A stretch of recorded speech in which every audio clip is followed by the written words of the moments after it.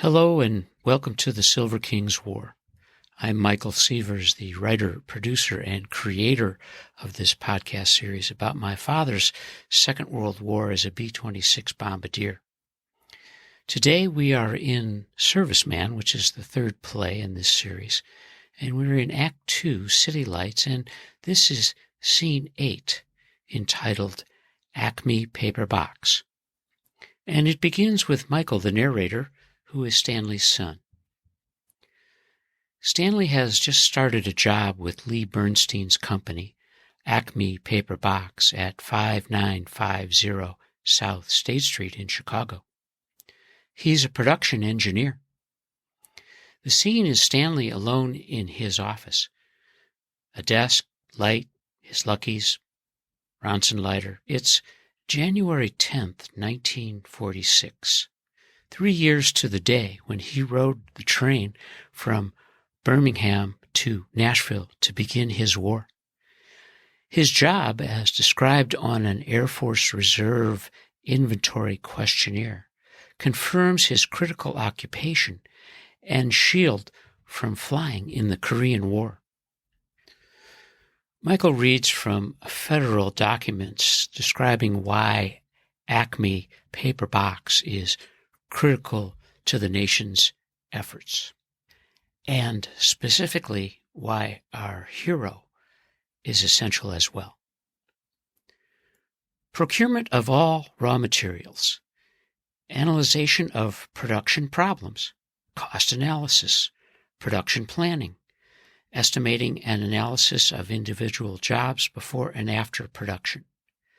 As a key technician in the manufacturing of containers as subcontractors for prime contractors, which are in furtherance of the military effort, primarily products pertaining to production of ordnance materials, as, for example, boxes for the line belt 20 mm under contract numbers DA-11-022-ORD-123, and DA-1-022-ORD-211, and other contract numbers MPA-30-287-MD-18413, Navy stock number G53-C-1-649-123, ASMPA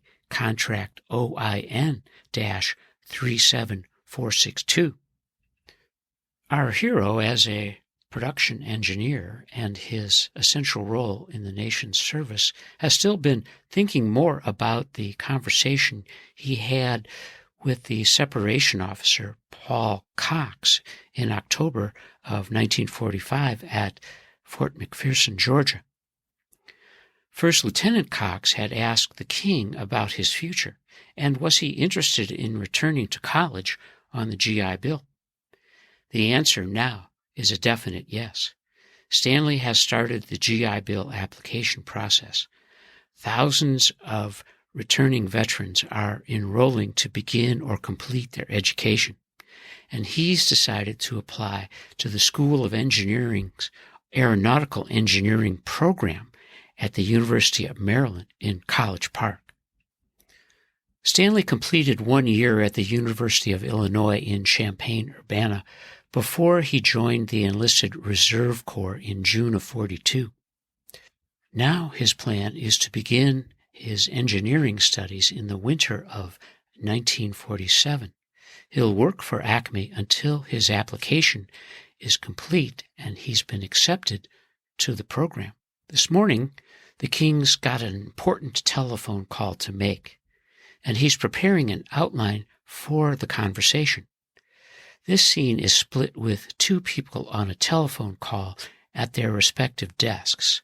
Stanley is in Chicago at Acme Paper Box, and Glenn Martin is in Middle River, Maryland, at his manufacturing empire. One desk is quite spare in Chicago. Stanley has a phone in his hand. The other desk is filled with awards and model planes in Middle River, Maryland, and Glenn Martin will receive a telephone call.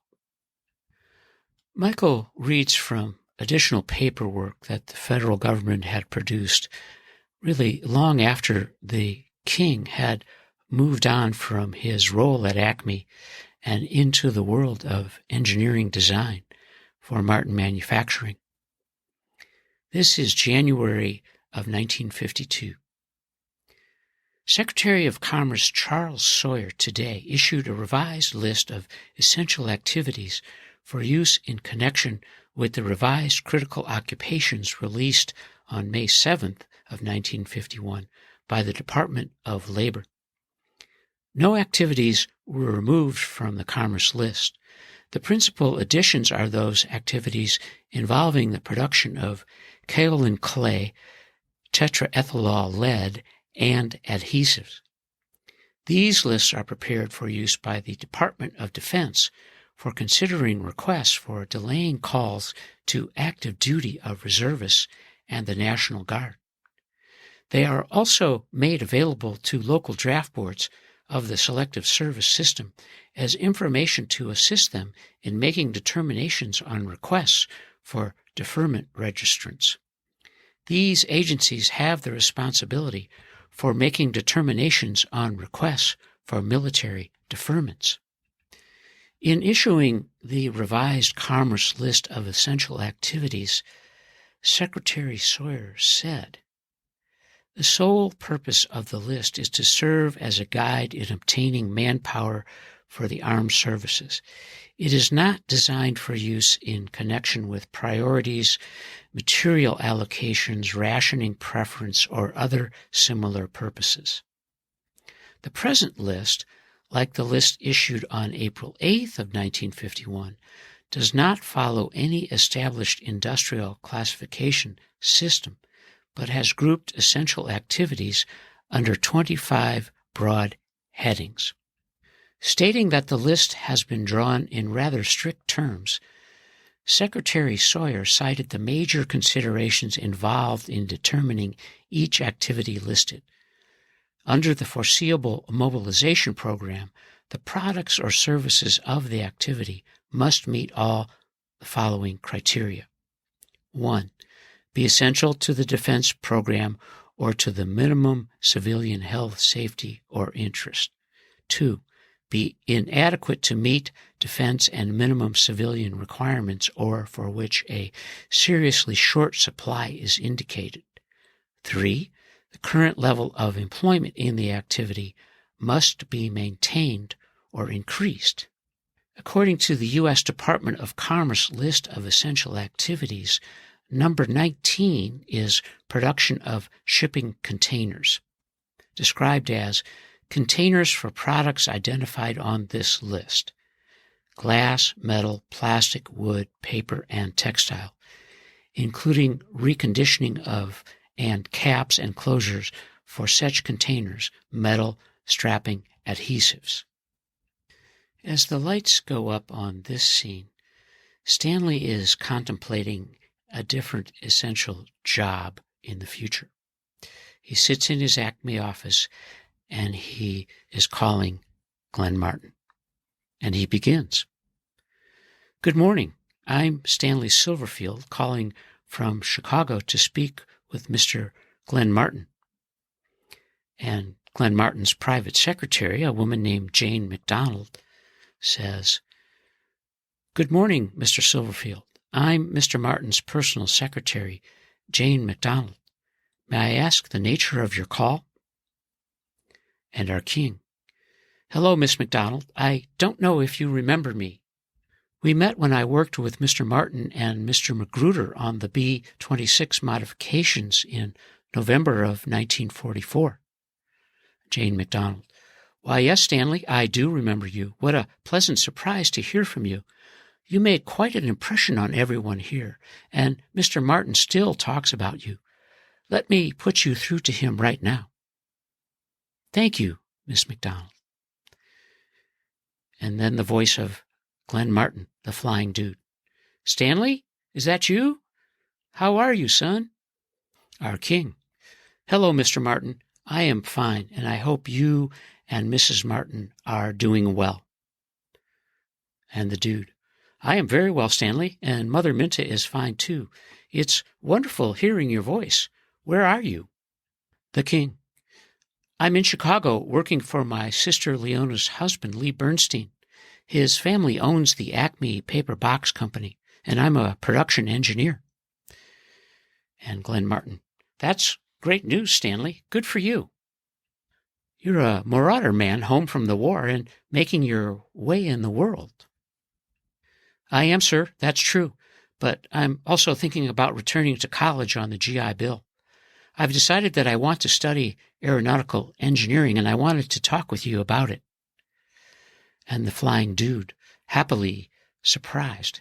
Oh, that is wonderful news, Stanley. How may I help you with this process? And the king.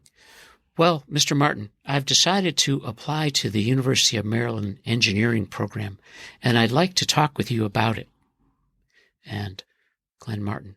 Of course, Stanley. I want to talk seriously with you about this. This is a wonderful idea, a great decision, a great opportunity. Why don't you spend a weekend with us in Baltimore? Mother would enjoy seeing you again, no doubt. I'll arrange for you to stay at the Belvedere Hotel again, and we can discuss the program and my help in the idea of you joining Martin Manufacturing after graduation. I appreciate your offer, Mr. Martin. It sounds wonderful. What weekend would be appropriate to visit? I'll be ready for a break. Glenn Martin. Let's plan the first weekend in February. Will you fly or ride the train? Perhaps the train. I'd like to see a bit of the nation again, and it would be a good chance to watch the world go by. And Glenn Martin. That's excellent, Stanley. Call Miss McDonald with your trip schedule, and she'll arrange a car, driver, and the hotel. Thank you, Mr. Martin. I really appreciate it. I'll make my reservations this week and call Miss McDonald. And Glenn Martin. And Stanley, please call me Glenn. It will be so good to see you again. I can imagine Mother Minta's smile when I share the news about you. She never stopped mentioning you after your November 1944 visit. Glenn, she'd ask, do you know what happened to that nice young Air Corps officer, Stanley Silverfield, your Silver King? As the lights go down on this scene, split between Chicago and Middle River, Maryland, Michael reads a description of the Serviceman's Readjustment Act that was signed by FDR on June 22, 1944. While World War II was still being fought, the Department of Labor estimated that after the war, 15 million men and women who had been serving in the armed services would be unemployed. To reduce the possibility of post-war depression brought by widespread unemployment, the National Resources Planning Board, a White House agency, studied post-war manpower needs as early as 1942, and in June 1943 recommended a series of programs for education and training. The American Legion designed the main features of what became the Serviceman's Readjustment Act and pushed it through Congress. The bill unanimously passed both chambers of Congress in the spring of 44. President Franklin Delano Roosevelt signed it into law on June 22, 1944, just days after the D-Day invasion of Normandy. The American Legion called it the GI Bill of Rights, as it offered federal aid to help veterans adjust to civilian life in the areas of hospitalization, purchase of homes and businesses, and especially education. This act provided tuition, subsistence, books and supplies, equipment, and counseling services for veterans to continue their education in school or college. Within the following 7 years, approximately 8 million veterans received educational benefits. Under the Act, approximately 2.3 million attended colleges and universities, 3.5 million received school training, and 3.4 million received on-the-job training. The number of degrees awarded by U.S. colleges and universities more than doubled between 1940 and 1950, and the percentage of Americans with bachelor's degrees or advanced degrees rose from 4.6% in 1945 to 25% a half-century later. By 1956, when it expired, the education and training portion of the GI Bill had dispersed $14.5 billion to veterans. But the Veterans Administration estimated the increase in federal income taxes alone would pay for the cost of the bill several times over. By 1955, when the king and his family purchased a new home in the Chicago suburb of Northbrook, 4.3 million home loans had been granted with a total face value of $33 billion. This is the end of Scene 8, entitled Acme Paper Box. In the second act, City Lights, in the third play in this series, entitled Serviceman. And you are listening to the Silver King's War.